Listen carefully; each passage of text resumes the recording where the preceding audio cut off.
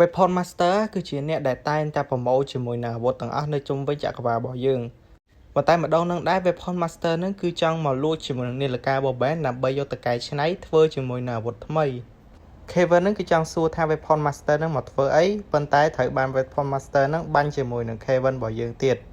នៅពេលដែលផឹកឡើងបានដឹងខ្លួននឹងគឺប្រាប់ Kevin ដើម្បីឲ្យ Kevin របស់យើងនឹងទៅប្រាប់អំពី Weapon Master ទៅកាន់ Ben ដែលនិយាយថា Weapon Master នឹងគឺសម្បូរទៅដោយអាវុធពិសេសច្រើនខ្លាំងមែនទែនសូម្បីតែនាឡិកា Ben 10នឹងក៏អាចហែកបានដែរចំណែក Ben របស់យើងវិញគឺកំពុងតែនាំគ្នាលេង tennis ជាមួយនឹង Julia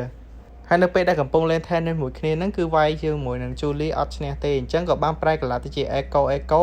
ដើម្បីលេងជាមួយនឹង tennis នឹងជាមួយ Julia នឹងឯងប៉ុន្តែអត់បានមកនោះគឺ Weapon Master នឹងគឺបានមកដល់ Ben របស់យើងដែល Ben របស់យើងនឹងពេលនឹងដែរគឺប្រែកន្លះជាមនុស្សដែលគាត់អត់ដឹងថា Inspector 13 ឬក៏ Weapon Master នឹងជាណាគេទេចឹងហើយមានអីដែលសារ Kevin មកអត់ទាន់ Weapon Master នឹងក៏បានចាប់ Ben របស់យើងនឹងចាប់ទុកដើម្បីហែកជាមួយនាឡិការបស់ Ben នឹងឯងដំបូងនឹងថាកាត់ដៃរបស់ Ben ហ្មងប៉ុន្តែនឹកឃើញថានៅក្នុងនឹងមាន self destruct អញ្ចឹងក៏បានប្រើជាមួយនឹងប្រព័ន្ធហែករបស់គាត់នឹងហែកនាឡិកានឹងបានតែដល់ពិតទៅនាឡិកា Ben របស់យើងអាធម្មតានឹងគឺហែកអត់បានទេដោយសារនេះនឹងគឺជារបស់ copy របស់ Bedo ទើប Weapon Master របស់យើងនឹងហែកបាននាឡិកាជាមួយនឹងតិន្នន័យរបស់ Ben របស់យើងនឹងទៀតដោយសារតែខ្លាច Ben របស់យើងនឹងមានគ្រោះថ្នាក់ក៏ Ben ក៏សុខចិត្តប្រើធម្មពល mana របស់ខ្លួនដើម្បី teleport មកដើររកជាមួយនឹង Weapon Master ប៉ុន្តែពិបាកបន្តិចអ្នកនរគ្នានៅពេលដែល Kevin របស់យើងប្រើជាមួយនឹងធម្មពល mana ហ្នឹងគឺខ្លួននឹងតែងតែហត់អស់កម្លាំងហើយវាយជាមួយនឹងគេអត់ចង់ឈ្នះទ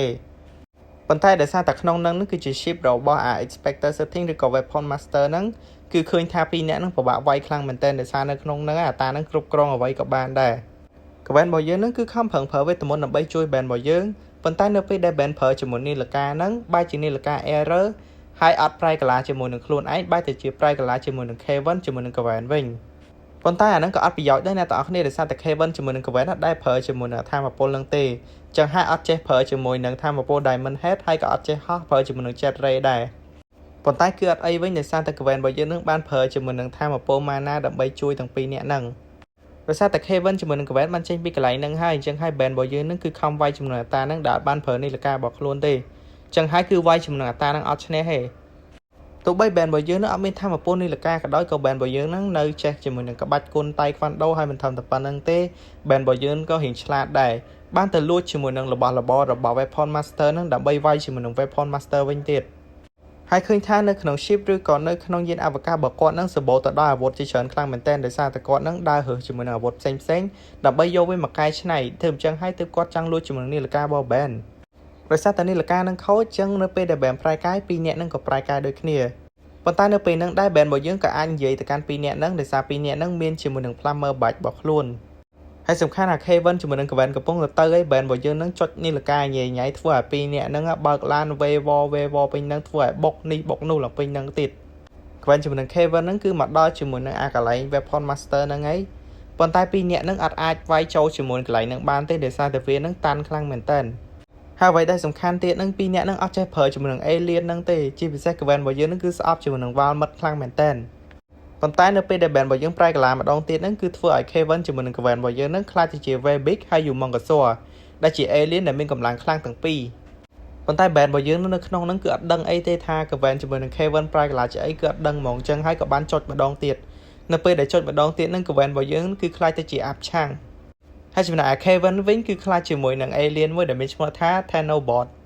ដោយសារតែ Kevin ហ្នឹងគឺធ្លាប់ឃើញជាមួយនឹង Alien អាប់ឆាំងហ្នឹងអញ្ចឹងខ្លួនក៏សម្រេចចិត្តថាយកមាត់របស់ខ្លួនហ្នឹងស៊ីជាមួយនឹងយានអវកាសរបស់ Inspector 13 ឬក៏អាប៉ែមួយដែលមានឈ្មោះថា Weapon Master ហ្នឹងប៉ុន្តែយានអវកាសរបស់អាហ្នឹងខ្លាំងមែនតើអ្នកនរគ្នាទោះបីជាខាំដាច់វាយម្បាក់មិនចឹងក៏វាចេះជួសជុលខ្លួនឯងដែរ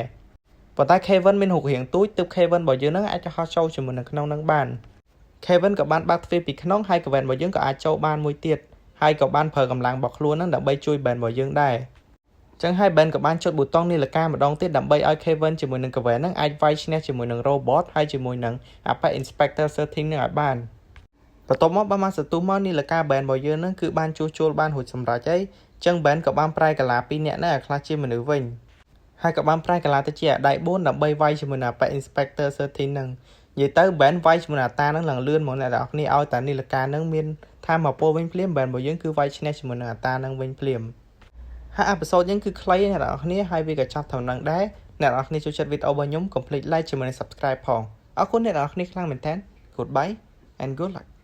ហើយអរគុណទៅកាន់ប្រូ2នាក់ដែលមានឈ្មោះថាឈុតដានេះជាមួយនឹងប្រូសុនសំណាងដែលគាត់បានសែនឲ្យខ្ញុំរហូតដល់ម្នាក់មកដុល្លារអ្នកនរគ្នាហើយបើអ្នកនរគ្នាចង់ support ខ្ញុំដូចជាមួយពួកគាត់ដែរនេះគឺជា ABA របស់ខ្ញុំហើយអរគុណអ្នកនរគ្នាខ្លាំងមែនទែនដែលបានមើលវីដេអូខ្ញុំពីដើមរហូតដល់ចប់ហ្នឹងហើយកុំភ្លេច subscribe ទាំងអស់គ្នាផងអ្នកនរគ្នាអញ្ចឹងអរគុណអ្នកនរគ្នាខ្លាំងមែនទែន Goodbye and good luck